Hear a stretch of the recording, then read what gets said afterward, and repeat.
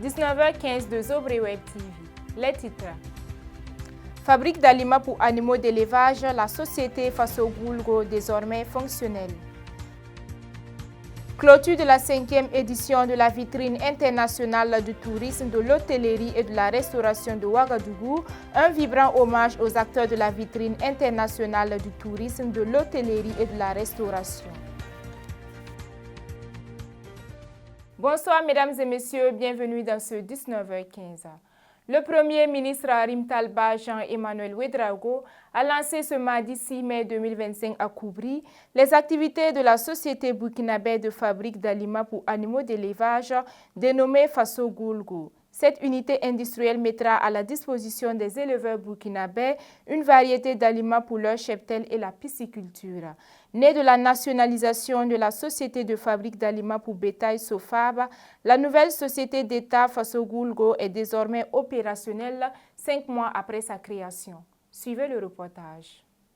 Cette société soutient l'offensive agro-pastorale et halieutique en produisant et en mettant à disposition des aliments de qualité pour le bétail, la volaille, les poissons et autres animaux d'élevage.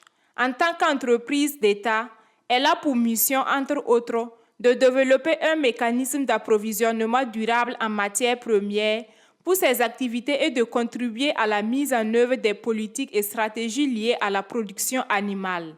La question de l'aliment pour l'élevage, c'est le maillon le plus faible pratiquement de la chaîne de l'élevage. Si bien qu'aujourd'hui, il était donc indispensable de pouvoir donc disposer d'une structure comme celle-là, Faso-Goulgo, qui a vocation donc à mettre à la disposition des éleveurs sur l'ensemble du territoire, que ce soit donc les bovins, les ovins, la volaille, les poissons, des aliments de qualité et surtout à des prix qui sont étudiés. Parce que vous savez, aujourd'hui, au niveau du secteur de l'élevage, les acteurs souffrent du problème non seulement de la disponibilité, mais aussi de la question du coût qui réduit la compétitivité donc, des productions. Pour une capacité de production de 100 tonnes d'aliments par jour, l'unité de Koubri prévoit à moyen et à long terme l'extension de cette capacité avec l'ajout d'une nouvelle ligne de production de 50 tonnes par jour. D'autres projets d'envergure sont également planifiés, notamment la construction de 2 nouvelles unités à Bagré et à Samandeni, chacune ayant une capacité de 100 tonnes d'aliments par jour. Il y a bien sûr dans l'offensive agro-pastorale et halieutique la question aussi du poisson. Ce qui signifie qu'il faut aussi mettre à la disposition de tous les opérateurs, tous ceux qui ont accepté d'investir dans ce secteur halieutique-là, de l'aliment. En plus des lignes que nous avons pu voir, très bientôt une nouvelle ligne va venir donc augmenter les capacités de la société Faso-Goulgo et permettre de produire de l'aliment pour poissons. À ce stade, les lignes qui existent ont une capacité d'à peu près 100 tonnes jour. La ligne poisson qui va venir plus tard aura une capacité de 50 tonnes jour et à court et moyen terme, comme le directeur général l'a indiqué, l'objectif c'est de disposer aussi d'unités de production, une à Bobo-Dioulasso et une autre à Bagré.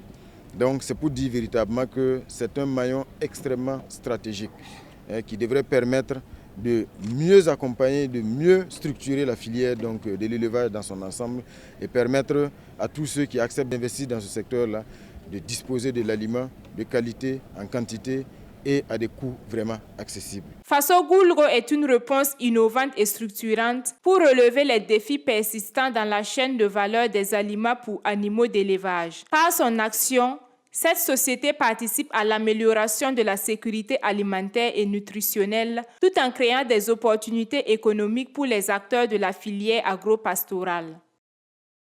Les rideaux sont tombés sur la 5e édition de la vitrine internationale du tourisme, de l'hôtellerie et de la restauration de Ouagadougou Vitro. Après 5 jours de festivités, cet événement majeur a mis en lumière l'excellence des professionnels du secteur, récompensant des acteurs exemplaires et soulignant leur contribution essentielle à l'essor du tourisme, de l'hôtellerie et de la restauration au Burkina Faso. Fabrice Cotier-Comparé, reportage. Les moments forts de la 5e édition de la vitrine internationale du tourisme, de l'hôtellerie et de la restauration de Ouagadougou ont inclus des excursions, des panels, des conférences de presse et bien plus. Avec une note de 80%, Harouna Ouédraogo a remporté la distinction du meilleur grilleur de poulet bicyclette. D'autres lauréats ont également été récompensés par des trophées, des enveloppes financières et des attestations dans diverses disciplines. Cette édition s'inscrit dans le mois du patrimoine burkinabé, célébré sous le haut patronage du président du Faso, son Excellence le capitaine Ibrahim Traoré.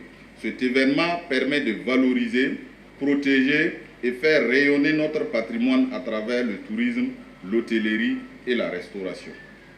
Le thème de cette édition a permis d'ouvrir de nombreuses pistes de réflexion et d'action. Il s'agit désormais de les traduire en programmes partagés et en projets structurants afin de faire du tourisme un levier stratégique du développement dans l'espace sahélien. Pendant 5 jours, les réflexions ont porté sur l'élaboration des stratégies visant à dynamiser le tourisme dans l'espace AES. Le résultat des travaux présentés par le ministre du Tourisme serviront de base solide pour élaborer un levier stratégique pour le développement de la région du Sahel. J'ai toujours encouragé le tourisme endogène. J'ai toujours souhaité que quelqu'un qui est au Togo puisse se lever de Lomé pour aller découvrir ce qui se passe au nord. J'ai toujours souhaité et conseillé que quelqu'un qui est au Burkina Faso puisse se lever de Fadangourma pour aller jusqu'à Banfora et découvrir les pics d'Orsalami, etc. Ça, c'est du tourisme d'abord endogène. Mais il faut d'abord que nous nous approprions notre nature, notre environnement et pouvoir le promouvoir dehors en proposant aux autres ce que nous avons chez nous. Si nous ne connaissons pas ce que nous avons chez nous, comment est-ce que nous allons faire vivre le pays du tourisme? C'est un peu ça. Et donc, c'est dans ce cadre que je vous dis déjà que je suis content et les Togolais qui ont fait le déplacement du Togo vers le Burkina Faso sont contents déjà pour certains d'avoir fait la route et d'avoir traversé cette nature pour se retrouver au Burkina Faso. Et je suis pratiquement convaincu que c'est le même ressenti pour des Burkinabés qui vont vers Lomé. On a pu visiter 2 sites, un site à Walmini et le site Apat Hotel Zernaba. Et demain, nous serons à Pacific Hotel avec beaucoup d'élèves, tout ça pour visiter et aussi profiter de la piscine avec la jeunesse. La 5e édition du Vitro a été un véritable succès, mettant en avant les talents exceptionnels du secteur du tourisme, de l'hôtellerie et de la restauration au Burkina Faso. L'événement a non seulement célébré l'excellence des professionnels, mais a également permis de poser des bases solides pour le développement stratégique du tourisme, notamment dans la région du Sahel. Une belle occasion de renforcer la coopération et d'ouvrir de nouvelles perspectives pour l'avenir du secteur. Et c'est ce qui referme ce 19h15. Merci de nous avoir suivis et à demain pour une nouvelle édition. Au revoir.